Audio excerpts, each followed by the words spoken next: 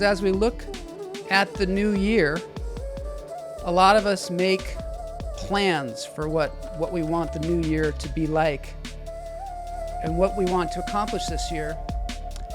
And a lot of times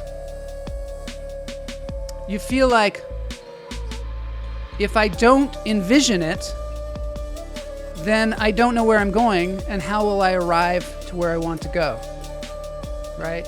Like if we get in the car and we just start driving and we're like, and even if you're a great driver, if you have no idea where you're going, you're probably not going to get anywhere.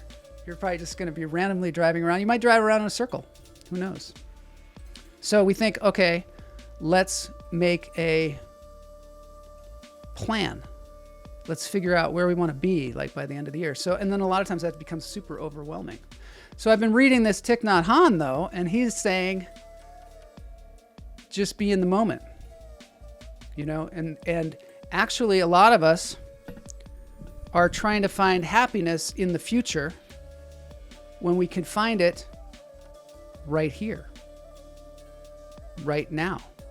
And suffering exists in looking towards the future or looking towards the past. And some people say, well, what happens if some horrible things are happening in my life right now?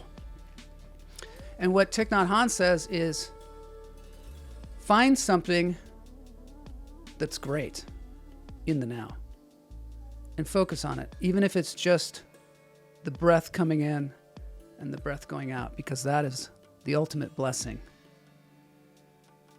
bestowed on all of us at this time, is that we can breathe and we're existing in this body. And so, okay, so what do you do though? We live in this world where we want to accomplish things and we want things to, you know, we want to do things and it's exciting. And that's kind of a game that we play. But how do you play that game if you're living in this Thich Nhat Hanh world or the power of now world where you're just thinking about the present? Because you kind of have to make plans, right? So I think, in my mind, what I think is that you envision what you want now to look like. What you want it.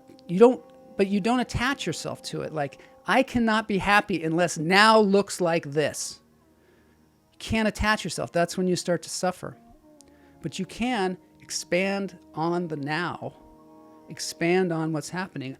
The other book that Salu, who was on the show on Friday, Salu Cisse, he was saying that he studies Psycho-Cybernetics by Maxwell Maltz, which is something that was written in the 60s. And a lot of the self-help books that we know of came after this and are this is kind of the foundation of a lot of it.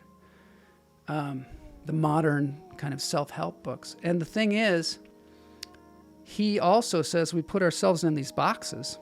He was a plastic surgeon, and he said that he was fixing people's faces the way they wanted to be fixed. And then after he fixed their face, they looked in the mirror and they were like, why is my nose still big? And their nose wasn't big. And he realized it's up here. So we put ourselves in these boxes. Maybe you put yourself in the big nose box. I'm a person with a big nose, and that's the thing that's getting in my way or whatever. Getting in my way of seeing things because it's so big.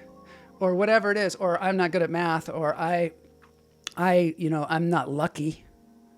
Say these things to ourselves, and we reinforce this box that we're put ourselves in, and there's limitations. So you're living in the now, but you're in this box that says, I could never do that.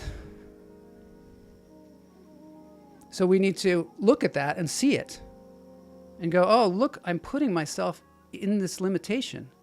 And until we see it, we can't even expand that box because it won't, because we've told it, hey, I want to live in this little cage. So what we can do when we make our manifestations for what we want to happen this year or next year or 5 years or 10 years from now is we can just expand that box of the now.